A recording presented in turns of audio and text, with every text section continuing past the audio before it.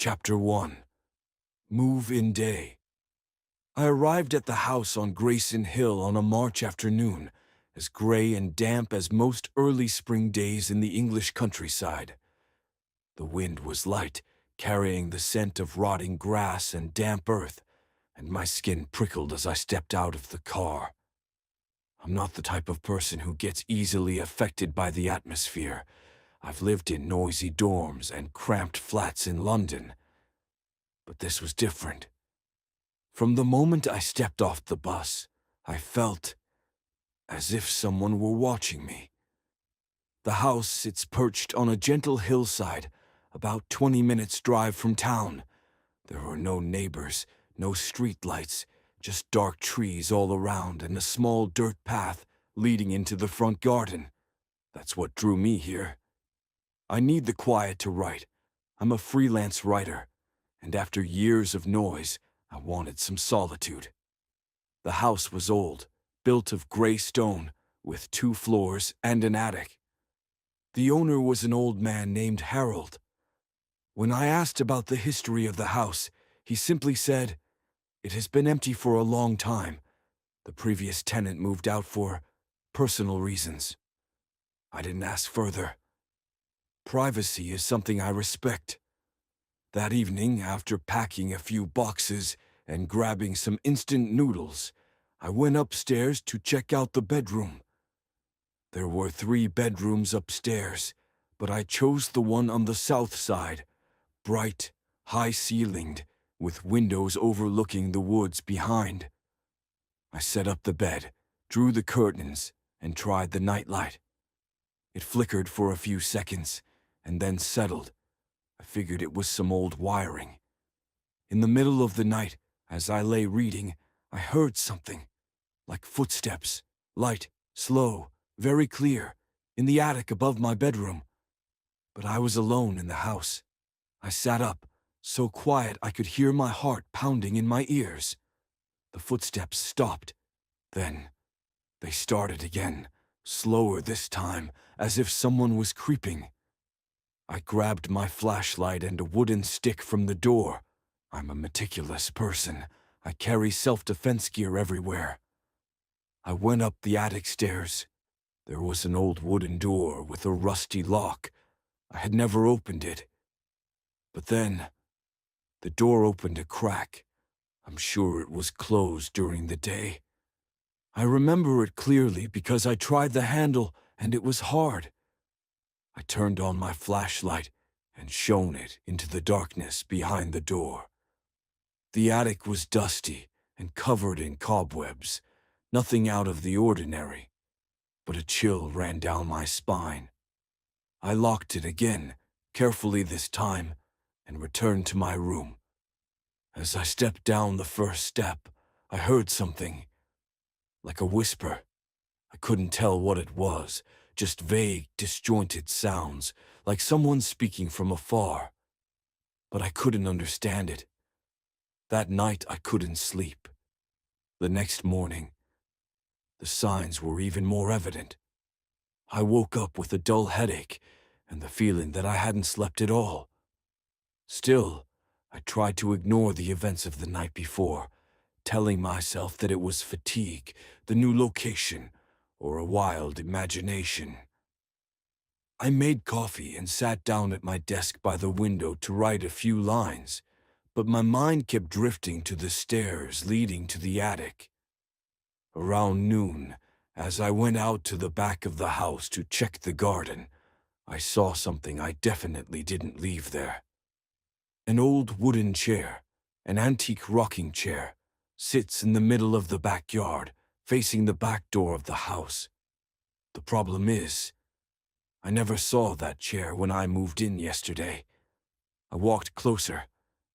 The wood was rotten, and moss covered the legs of the chair, as if it had been there all along. But if so, why hadn't I seen it? Or who had brought it out? I stood still for a moment, listening to the wind blowing through the trees. For a moment, I felt like someone was looking down from a second-story window. I turned to look. Nothing. The curtains were swaying slightly.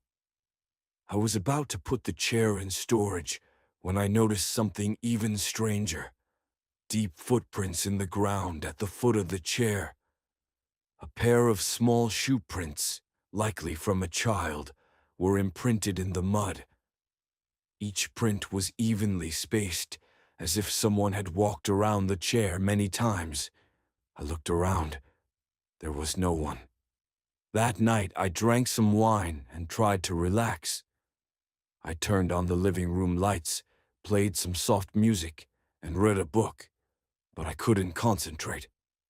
Around 11 o'clock, I went upstairs to bed early, although I was still uneasy. Around 1 a.m., I woke up with a start to the sound of giggling. Very small, very faint, like a child's laughter, coming from somewhere in the house. It wasn't coming from outside. I could hear it clearly coming from the hallway. I turned on the bedside lamp, opened the door. The hallway was dark. The lights were off. I stepped out, looked around. The laughter stopped. I checked each room. All were empty. The windows were still locked, no sign of being opened. But when I returned to my room, I found something on my pillow that I didn't put there. A small old porcelain doll, cracked on one side of its face. Its eyes were wide open, staring blankly. I swear I didn't bring that doll with me when I moved in. I live alone. I don't have a doll, and no one else has a key to this house except me. I clutched the doll, unsure whether to throw it away or keep it as evidence. In the end, I locked it in the drawer and lay down on the bed, but that night I didn't dare turn off the light. The next morning, I called Harold, the landlord. I hinted that I felt something was wrong in the house. He was silent for a few seconds, then replied, "You're the third hire in the last 4 years." I asked, "So where are the previous people?" Harold replied, "One left in the middle of the night without leaving a note. The other was found in the woods behind the house. Suicide." I was speechless. Harold added another sentence, as light as a breeze. "If you hear someone calling your name at night, don't answer." I hung up. My hands were shaking. Because last night, before I woke up from the laughter, I thought I heard a whisper in my ear. Daniel. Chapter 2. The Unexplainable. The next day, I still couldn't shake the feeling of unease and fear. Strange events kept happening that I couldn't find a logical explanation for. Everything from the laughter last night, the doll, to the strange footprints in the garden. It was all too unusual for me to dismiss as coincidence. Still, I tried to stay calm and figure things out.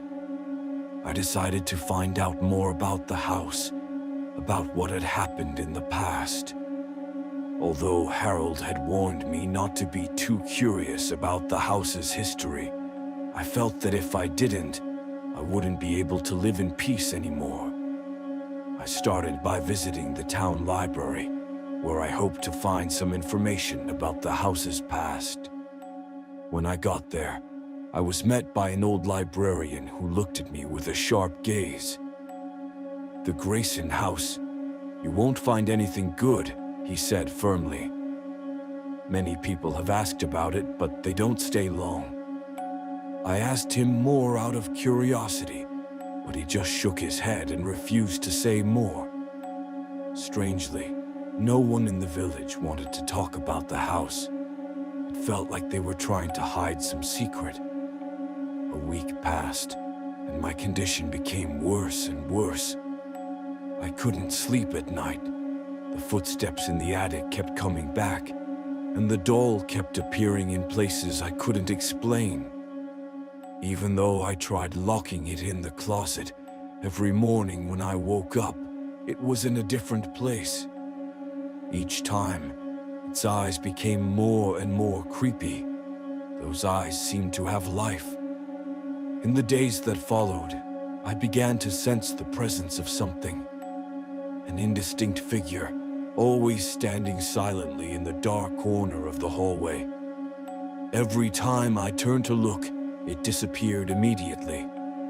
But I knew I was not the only one in this house. The feeling of being watched grew stronger and stronger. There were nights when I didn't dare leave my room for fear of encountering something in the dark. The feeling grew inside me, until one day, I couldn't stand it anymore. One evening, after hearing footsteps in the house again, I decided to investigate the basement further. The basement in this house had an old trapdoor, and I had never dared to open it. But now, I had no choice. Curiosity won. I took a flashlight, opened the hatch, and went down the narrow stairs. The air in the cellar was heavy, and there was a strange, musty smell. My flashlight shone on the mossy walls, and a cold feeling pervaded the cellar. As I walked deeper inside, I saw an old wooden box placed in the corner of the cellar. It wasn't a very big box, but it looked like it hadn't been touched in a long time. I pulled it out, feeling a little uncomfortable as I opened the lid. Inside the box were a bunch of strange objects. Some were antique toys, others were dirty, torn pieces of paper. But one thing made me shiver. A small painting of a child standing next to the Grayson house, staring blankly at the viewer. The child had a strange, almost ghostly smile on her face. I felt my blood run cold. At that moment, I realized that what I had just experienced was not a coincidence. There was something very dark in this house, and I was the next one to face it. The next day, I still couldn't forget the cold feeling in the basement. That picture, with the child's creepy smile, kept replaying in my mind. I tried burning it, but the fire only burned for a moment and then went out. The picture still lay there, with a blank look, as if it didn't belong to this world. I dare not go down to the basement anymore. Every time I go through the trapdoor, I feel like someone is watching me from down there. This feeling makes me feel uneasy. The next day, I began to examine the papers in the wooden box. They were old and rotten, but I could still make out some of the words. Strangely enough, all I found were strange spells and curses that I could not understand. Some were written in an ancient language, and others were just gibberish. Suddenly, I stopped when I saw a familiar word, Grayson. It was written clearly on a piece of cardboard, accompanied by strange symbols. I couldn't make out what it meant, but my feelings made me think that this name had something to do with the strange phenomena in the house. That night, as I sat in my office, the lights in the room began to flicker. There was no wind, no reason to explain this phenomenon, but the lights kept flickering as if someone was playing a trick on me. Suddenly, I heard laughter. Not a child's this time, but a deep, throaty laugh, as if someone was standing right behind me. My heart was pounding. I turned around, but there was no one. The room was still empty, and the lights were back on. But I could feel a presence, an invisible shadow standing next to me, very close. My eyes glanced over to the mirror hanging on the wall, and I was startled to see it. A figure stood behind me in the mirror, face unclear, but the figure seemed to be staring at me. I turned around immediately, but there was nothing, just an empty room. Was it an illusion? Or did I really see something that I can't explain? Unable to bear the anxiety, I decided to dig deeper into the history of the house, especially about the people who lived before me. I called the old woman in the village again, the only person who had told me about the strange things about the house. This time, I couldn't just listen to her and leave. I needed to know everything. The old woman picked up the call, and this time her voice sounded urgent and anxious. "You want to know about the Grayson family?" she said, her voice a whisper. "You really want to know?" I replied firmly. "Yes, I need to know." She was silent for a long time, then continued. "They were not ordinary men, son. They did things that no one could imagine. That house was cursed long ago, and every person who lived there met a terrible end." She paused as if trying to think. "You should leave, otherwise it will be too late." Her warning was like a slap in the face. I felt the air in the room become heavier than ever. But instead of leaving, I became more determined to find out the truth. Something very dark was lurking in this house, and I was the only one who could uncover it. That night, as I was getting ready for bed, I suddenly realized something. I was no longer afraid. Not because I had gotten used to the strange things, but because I realized something important. This house was calling me, like an invitation I couldn't refuse. I stood up and walked towards the stairs to the attic. I didn't know what I was looking for, but I had a feeling the answer was up there. As I entered the attic, I didn't know what I was doing, but an invisible force kept pulling me inside. Suddenly, I saw something strange, a small table, covered with dust and with some old broken china cups. On the table was an old book, and next to it was a strange brush. The ink had dried up. I opened the book. The pages were handwritten, in characters I couldn't read. But one of the pages had a single word written in Latin: power. At this moment, I realized what I feared most. I had not just entered this house, I had entered a curse. Chapter 3. The Final Confrontation. There was no turning back. After what I had been through in this house, I knew there was only one way to end it all: to face the darkness I had been hiding from for so long. There was no doubt that this house was more than just a place to live. It was a trap, an elaborate trap, set for newcomers like me. I stood before the basement door, flashlight in hand, sweat running down my forehead. I couldn't back down. Everything inside me told me I had to go down there, into the depths, where not only was the house's past, but where I would finally find the truth. I took a deep breath and opened the hatch. The cold air from the basement made me shiver. The flashlight in my hand swayed, reflecting a pale yellow. I wouldn't be going back tonight. I had to face the truth. Step by step, I descended, each step feeling like I was going into a deep hole, a hole that I couldn't get out of without finding something that could explain it. The space down here was nothing but darkness and cold. The musty smell only made me more confused. Each step echoed in the silence, as if I was awakening something that was sleeping. When I reached the middle of the cellar, my flashlight suddenly shone on a table. On the table was a wooden box, exactly like the one I had found before. But this time, there were no toys, no pieces of paper. There was only one thing inside: a key. It had a mysterious aura, as if it could open some kind of door. I didn't hesitate. I took the key and turned around, going up the stairs. But when I returned to the main room of the house, I realized I was no longer alone. There was a sudden noise behind me, like an old door squeaking as it opened. I turned and saw the door behind me open, as if someone was inviting me in. The light of my flashlight hit the wall behind me, and I saw a familiar image, the child's painting. This time not just a painting, but a mirror. I realized it was an old mirror. It reflected my reflection, but there was a difference.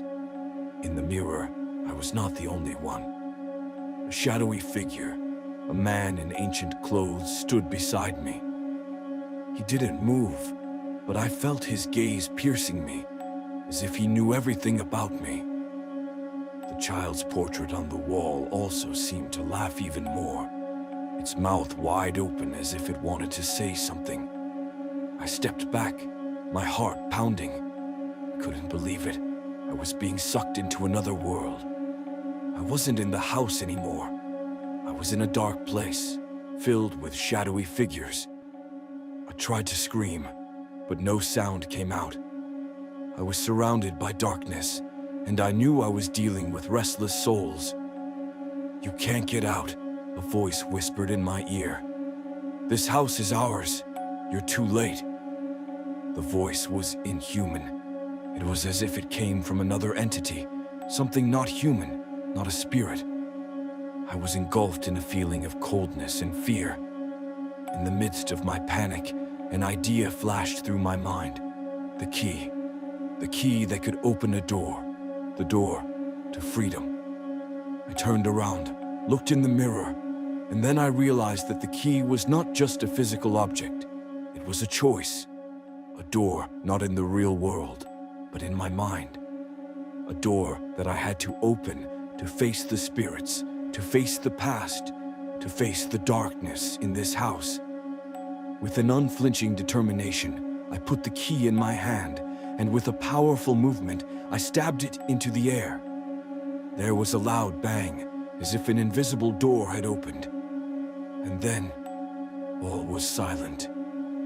When I opened my eyes, I found myself standing in a completely different room.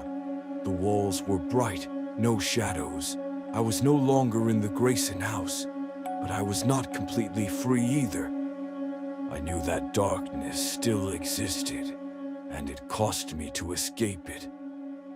I left the house, but I could never forget what happened, nor what I saw. That house is still there, waiting for someone else to come, like a trap that never stops waiting.